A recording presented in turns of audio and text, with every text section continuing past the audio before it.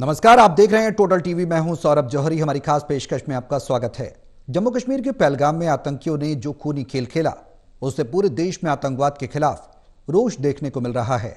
पहलगाम की बैसरन वैली में भारी संख्या में पर्यटक अपने परिवार के साथ कश्मीर की वादियों का लुत्फ उठा रहे थे। तभी निर्दोष और निहत्थे पर्यटकों पर आतंकवादियों ने ताबड़तोड़ फायरिंग करनी शुरू कर दी। जानकारी के मुताबिक आतंकियों ने पर्यटकों से पहले नाम और धर्म पूछा और फिर उनको अपनी गोलियों का निशाना बना डाला। इस आतंकी घटना के बाद पूरे देश में हड़कंप मच गया। गृहमंत्री अमित शाह पहलगाम पहुंचे, उच्च स्तरीय बैठक की और हमले में जान गंवाने वाले पीड़ितों के परिजनों से भी मुलाकात की, ढांढस बंधाया और कहा कि दोषियों को बख्शा नहीं जाएगा। उधर प्रधानमंत्री नरेंद्र मोदी भी दुबई का दौरा छोड़कर भारत वापस लौटे हैं। बता दें कि केंद्र सरकार आतंक के खिलाफ कठोर कदम उठा सकती है। वहीं हमले के बाद पाकिस्तान ने भी पहलगाम हमले में अपना हाथ होने से इनकार कर दिया है, लेकिन भारत पाकिस्तान के बयान से संतुष्ट नहीं है।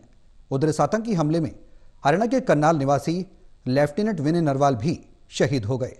सीएम सैनी ने विनय के परिवार के प्रति अपनी संवेदनाएं व्यक्त की हैं। ऐसे में सवाल यह कि आखिर कब तक आतंकी निर्दोष भारतीयों को निशाना बनाते रहेंगे? आखिर कब तक ये खूनी खेल जारी रहेगा? आतंक को वित्त पोषित करने वाले पाकिस्तान पर कब ऐसी कार्रवाई देखने को मिलेगी जो आतंक की जड़ें नेस्त नाबूद कर दे? ये बड़ा सवाल है।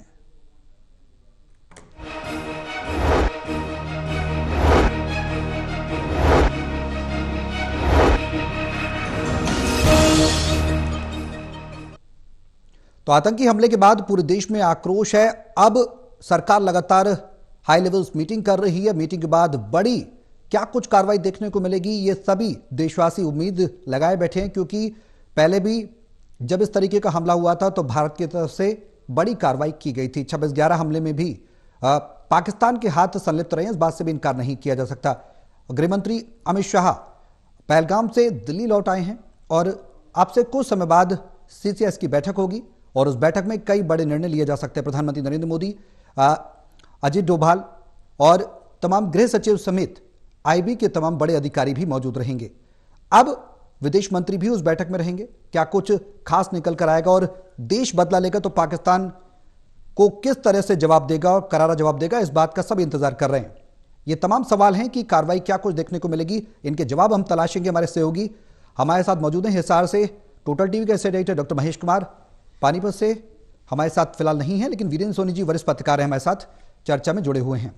आप दोनों के साथ मैं चर्चा को आगे बढ़ाऊंगा, लेकिन उससे पहले एक रिपोर्ट दिखाते हैं। रिपोर्ट देखिए, फिर करेंगे चर्चा शुरू।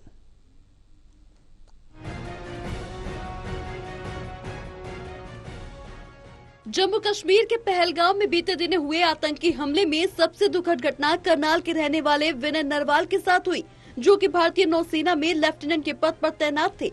विनय की पोस्टिंग कोच्चि में थी। 16 अप्रैल को शादी हुई, 19 अप्रैल को रिसेप्शन, जिसके बाद लेफ्टिनेंट ने कश्मीर घूमने का प्लान बनाया, जहां 22 अप्रैल को आतंकी हमले में आतंकी के धर्म पूछने और जवान के हिंदू बताने पर 26 वर्षीय विनय की गोली मारकर हत्या कर दी गई।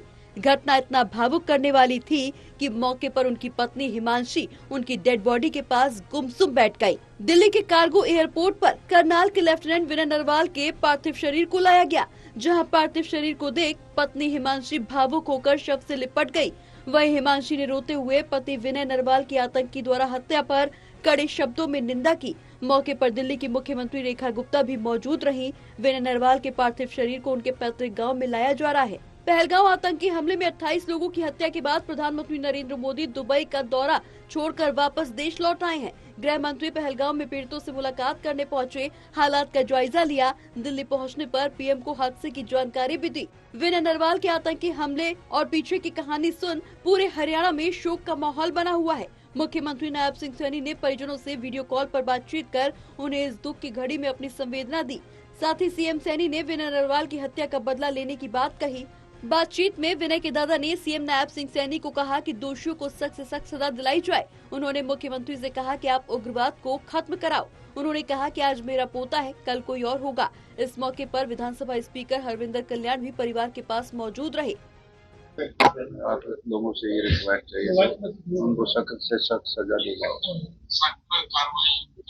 हाँ, मैं मोदी जी से भी यही रिक्वेस्ट करता हूँ इस उग्रवाद को खत्म करवाओ किसी तरीके, नहीं तो आज मेरा पोता गया, कल को किसी और को जाएंगे। तो आप लोगों से यही दुआ है। हाँ धन्यवाद जी, धन्यवाद। देश भर में आतंकी हमले के बाद मातम छाया हुआ है। सड़कों पर लोगों ने रोष प्रदर्शन किया, लेकिन अब देखना ये होगा कि भारत आतंकी हमले का जवाब कब तक लेता है। Total TV Haryana desk.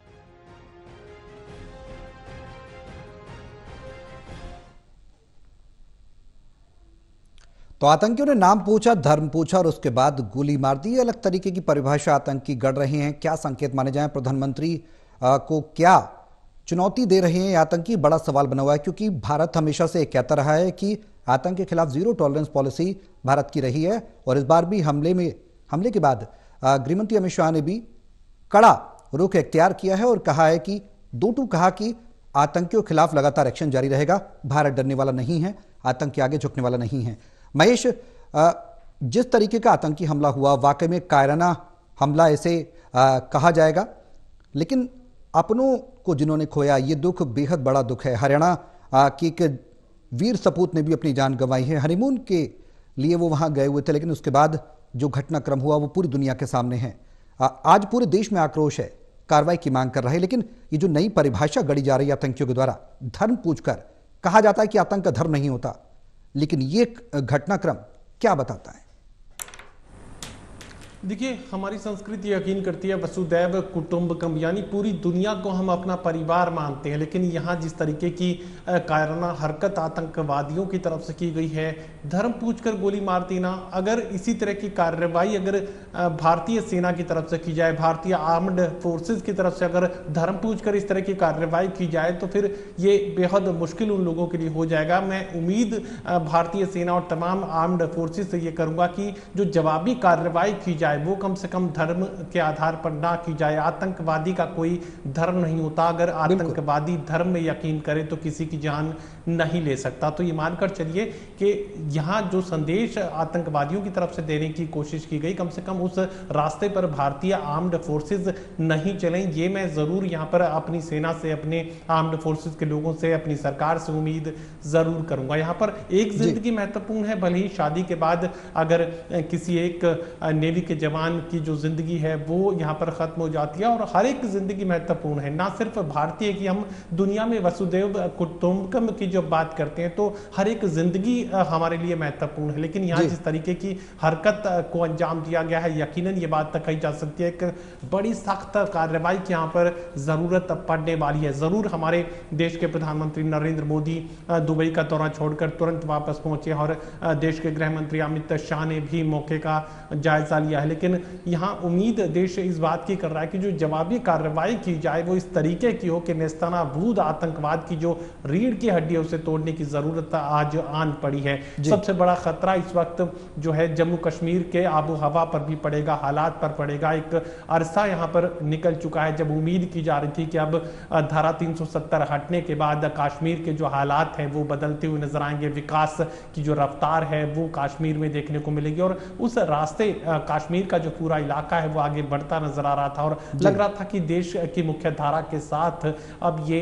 इलाकाई क्षेत्र, ये जम्मू कश्मीर का इलाका जो दुनिया में जन्नत माना जाता है, वो जन्नत अब भारत के लोगों के साथ मिलकर मुख्य धारा में आगे बढ़ने का काम करेगी। और देश के लोगों ने भी अब कश्मीर का रुख किया था। एक दशकों के आतंकवाद के, दहशत के एक माहौल को खत्म होता लोग देख रहे थे, लेकिन एक बार फिर से वही आबो हवा, वही दहशत की आबो हवा अब जम्मू और कश्मीर के फिजाओं में महसूस की जा सकती है।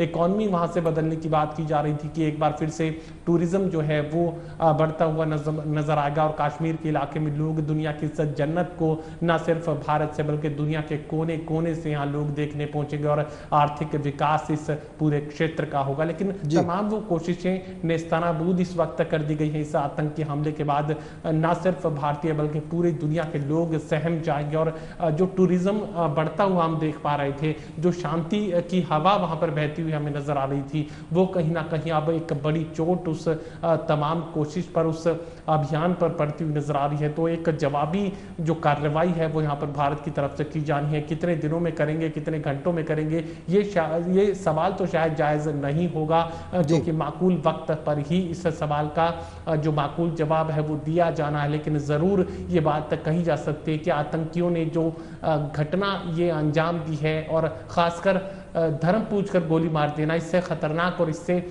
जहरीला कुछ भी नहीं माना जा सकता। तो ये मानकर चलिए कि हम उम्मीद करेंगे कि इस तरह की जो कार्रवाई है वो आगे कभी भारत की धरती पर देखने को नहीं मिले। वीरेंद्र जी, जिस तरह का हमला, आतंकी हमला हुआ, पूरे देश में रोष है इस हमले को लेकर, और हर देशवासी आज ये चाहता है कि पाकिस्तान को उसकी भाषा में जवाब दिया जाए। हालांकि केंद्र सरकार अपने स्तर पर पूरी तरह से मंथन भी कर रही है, क्या कुछ कार्रवाई होगी तो समय बताएगा। लेकिन जिस तरीके की इस बार स्ट्रेटेजी आतंकियों की देखने को मिली है, किस अप्रोच के तहत वो चल रहे हैं, किस तरफ इशारा कर रहे हैं, क्या कहना चाहते हैं? सरकार को साफ तौर पर प्रधानमंत्री को चुनौती दे रहे हैं, इस बात से इनकार नहीं किया जा सकता। देखिए, आतंकवादियों के मंसूबे क्या हैं? भाई, जब अब वहाँ टूरिस्ट का सीजन शुरू होने वाला था, जुलाई में अमरनाथ यात्रा शुरू होने वाली है जी, तो उस दौरान देखिए आज तक पहले कभी टूरिस्ट को निशाना नहीं बनाया गया। तो इस टूरिस्टों को निशाना बनाने के पीछे उनकी मंशा क्या है जी? मतलब आर्थिक पहलू भी है। देखिए, देश भर में आक्रोश है, स्थानीय लोगों में तो है ही है। जम्मू में भी आज बंद रहा, और पूरे देश भर में इस चीज का काफी आक्रोश के साथ लोगों में काफी रोष भी उभर रहा है कि देखिए, जो टूरिस्ट गए हुए थे उनका दोष क्या था? बिल्कुल, कोई वहां अपनी शादी की वर्षगांठ बनाने गया था, कोई हनीमून बनाने गया था। तो मतलब एक तरह से उनको इसमें के अधिकारी भी थे तो जो अपने परिवार के साथ गए हुए थे। बिल्कुल, तो वहां कभी ऐसा कभी हुआ नहीं, इसलिए सुरक्षा की वहां कोई व्यवस्था नहीं थी, और वहां कभी पहले जरूरत भी नहीं समझी गई। जब आतंकवाद चरम पर था तब भी ऐसी वहां पर कोई घटना नहीं हुई। और टूरिस्ट को तो कभी निशाना इसलिए नहीं बनाया जाता क्योंकि वो एक वहां की अर्थव्यवस्था की रीढ़ है। अगर टूरिस्ट ही वहां नहीं आएंगे तो वहां की अर्थव्यवस्था कैसे चलेगी जी? तो इसके पीछे की मंशा को समझ जाना चाहिए। और ये है कि सिर्फ देश में ही जवाबी कार्रवाई का इंतजार नहीं हो रहा, पूरा विश्व ताक कर देख रहा है कि भारत इसका क्या जवाब देता है, कि भारत की जो प्रतिष्ठा है वो इससे जुड़ी हुई है।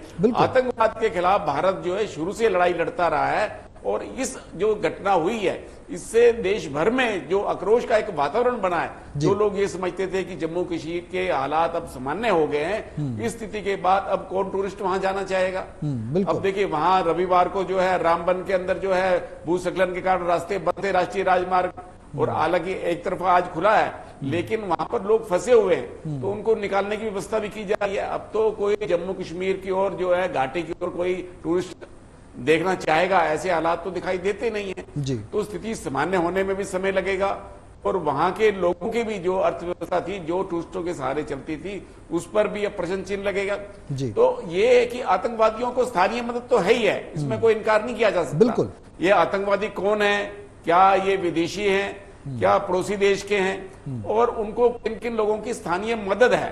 तो स्थानीय मदद के बिना ऐसा संभव नहीं है।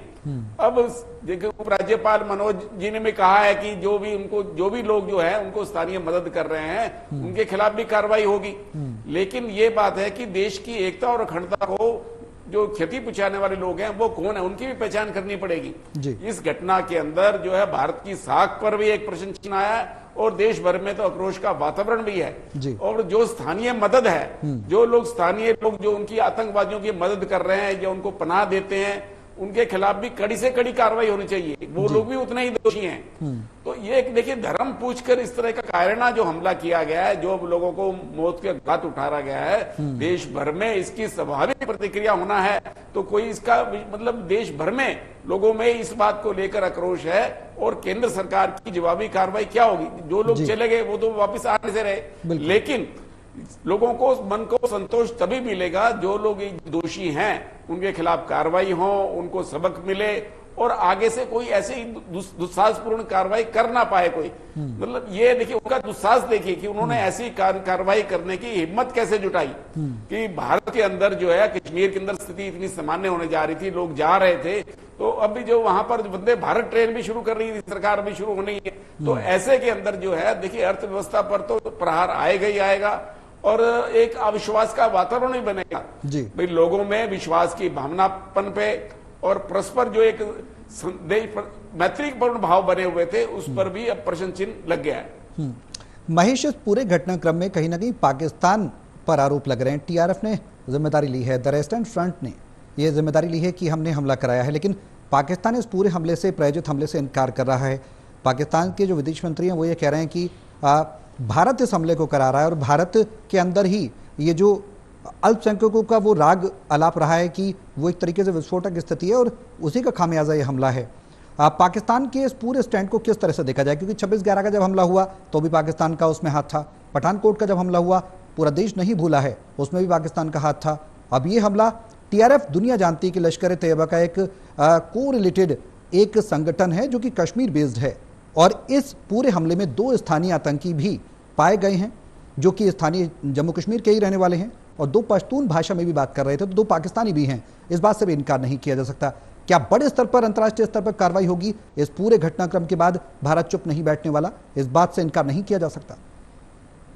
देखिए, भारत की धरती पर जब भी आतंकी हमला हुआ उसमें कहीं ना कहीं पाकिस्तान का कनेक्शन जरूर देखने को मिला। कुछ चीजें बेनकाब हुई, कुछ चीजें पर्दे के पीछे रह गई, लेकिन ये जरूर है कि जब भी कोई बड़ी आतंकी घटना देश के किसी भी कोने में हुई तो ये मानकर चलिए कि पाकिस्तान का कहीं ना कहीं कनेक्शन उससे जरूर देखने को मिला है। एक सवाल है जो देश के सामने अब तक अनसुलझा बना हुआ है, पुलवामा हमले का जिम्मेदार कौन था, किस तरीके से इतना आरडीएक्स, इतना विस्फोटक जो है देश के अंदर पहुंचा। इस सवाल का जवाब अभी देश को मिलना बाकी है और मुझे लगता है कि ये सबसे गंभीर सवाल है, क्योंकि इस तरह की अगर कोई भी घटना सामने आती है तो जरूर देश जानना चाहता है कि इस कत्ल के पीछे, इस गुनाह के पीछे कौन लोग हैं और किस तरीके से इस पूरी घटना को अंजाम दिया गया, उनका ऑपरेशन का तरीका क्या था, कौन कौन लोग मददगार थे और मददगार क्या अब तक भी बचे हुए हैं, तो गुनहगार क्या अब तक भी बचे हुए हैं। उनकी जिंदगी को खत्म करने की जिम्मेदारी, यहाँ पर आतंक को खत्म करने की जिम्मेदारी केंद्र की सरकार पर है। तो ऐसे में यहाँ उन तमाम सवालों का जवाब दी जाने की पहले जरूरत थी, जिन सवालों का जवाब देश आज भी चाहता है कि पुलवामा हमले का जिम्मेदार कौन था और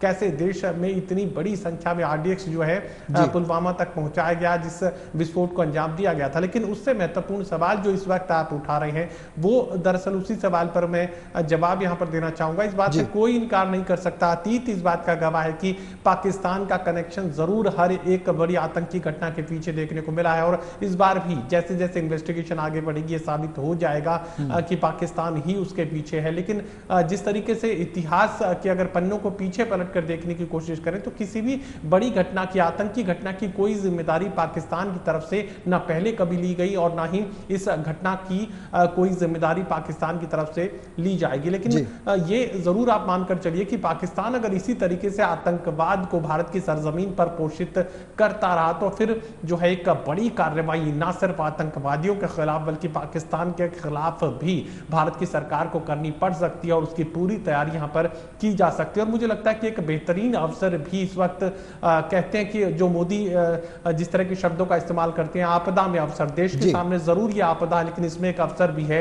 पीओके पर हमले की अब जो तैयारी देश लगातार कर रहा था वो अब मुझे लगता है कि माकूल वक्त आ गया है कि पीओके जो कि भारत का क्षेत्र है उसे वापस भारत हासिल कर सकता है। इस तरह की अगर कोई भी घटना पाकिस्तान की तरफ से पोषित की जाती है, प्लान की जाती है, तो पीओके को खाली करवाने का जो सही वक्त है मुझे लगता है कि वो वक्त अब आ चुका है। लेकिन खास बात ये भी समझने की जरूरत पड़ेगी कि पाकिस्तान की जो आर्थिक स्थिति है वो किसी से छिपी नहीं है और इस तरह की किसी भी युद्ध की स्थिति को पाकिस्तान आज झेल पाने की स्थिति में नहीं है। तो फिर क्या होने वाला है? तो फिर ये होने वाला है कि चाइना जो है वो लगातार ये कोशिश करता रहा कि जो एक बिजनेस कॉरिडोर है, कि व्यापारिक जो रास्ता है पाकिस्तान पीओके से होते हुए चाइना को कनेक्ट करने की कोशिश पाकिस्तान से लगातार एक व्यापारिक जो रास्ता है वो भारत के पीओके के क्षेत्र से चाइना और पाकिस्तान के बीच जोड़ने की कोशिश की गई थी। फिर अगर किसी भी तरह की सहायता की जरूरत पड़ेगी तो पाकिस्तान की मदद के लिए मुझे लगता है कि चाइना सबसे पहले खड़ा होगा और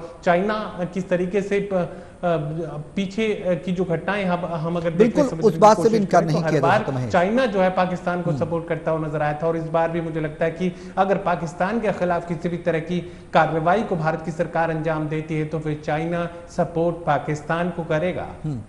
वीरेन जी, एक बेहद अहम नाम है पाकिस्तान का सैफुल्लाह खालिद, ये पहलगाम हमले का मास्टरमाइंड बताया जा रहा है। आतंकी हाफिज सईद का बेहद करीबी भी है। सैफुल्लाह पाक अधिकृत कश्मीर के रावलकोट का रहने वाला है। पीओके का जिक्र भी महेश ने किया। पीओके से कनेक्शन भी इसमें निकलकर सामने आ रहा है। बड़ी कार्रवाई से इनकार नहीं किया जा सकता, बड़ी कार्रवाई देखने को मिलेगी। देखिए, पाकिस्तान में जो पाक अधिकृत कश्मीर में आतंकवादियों के ठिकाने हैं, उनको ध्वस्त करना भारत की प्राथमिकता है।